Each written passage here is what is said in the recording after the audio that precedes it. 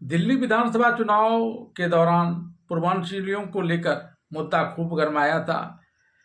दोनों ही तरफ से पूर्वांचलियों को निशाने पर लिए जाने की बात कही जा रही थी।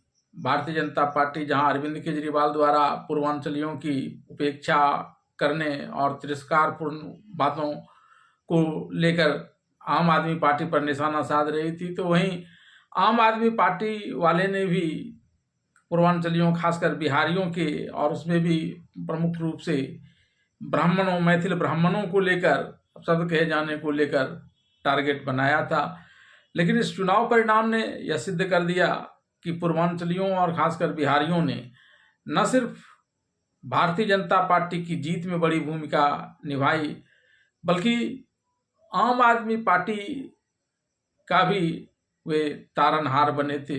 और इस विधानसभा के जब चुनाव परिणाम आए तो इसमें से पांच विधायक बिहार से चुने गए थे और इसमें से 3 विधायक भारतीय जनता पार्टी से और 2 विधायक आम आदमी पार्टी से जीते थे।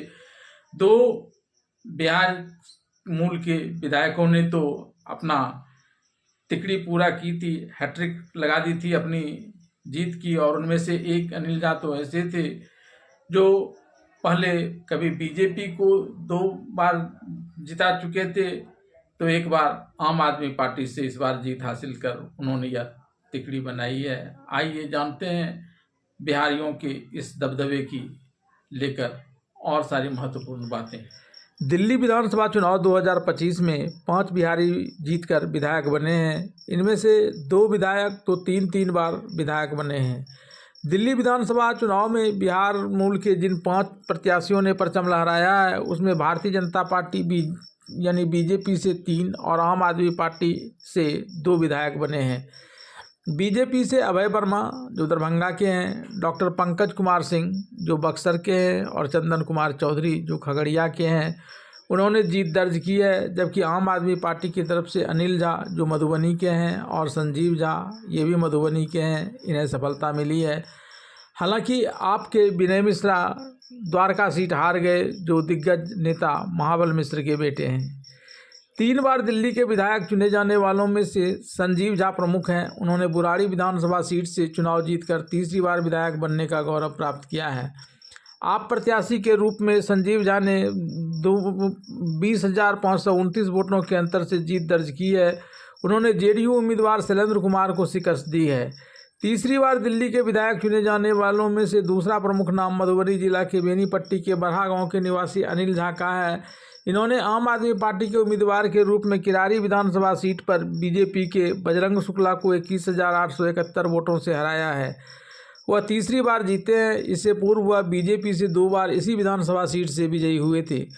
पिछले चुनाव में पराजय होने के बाद इन्हें आप आदमी पार्टी के टिकट पर किरारी विधानसभा से ही चुनाव लड़े और अब जीत हासिल कर लिया है।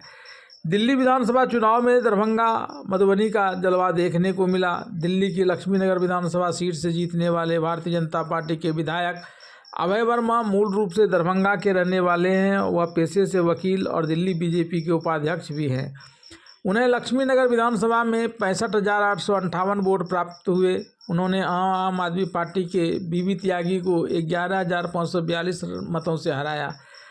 इसके अलावा बिहार के बैकग्राउंड से आने वाले उम्मीदवार जिन्होंने दिल्ली विधानसभा का चुनाव जीत हासिल किया, वे भी बिहार के इसी दरभंगा मधुबनी क्षेत्र से ही आते हैं।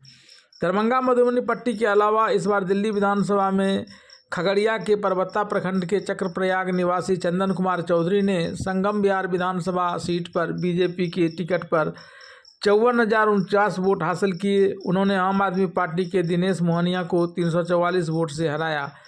उनके परबत्ता प्रखंड स्थित पैतृक गांव चक्रप्रयाग में इसे लेकर जश्न का माहौल है। गांव के लोगों ने स्थानीय महावीर मंदिर में मिठाइयां चलाई और एक दूसरे को अबीर लगाकर खुशी का इजहार किया। चंदन चौधरी स्वर्गीय रासो चौधरी और कृष्णा देवी का इकलौता पुत्र है। चंदन की पत्नी नीलू चौधरी दिल्ली में ही बीजेपी महिला मोर्चा की प्रवक्ता है।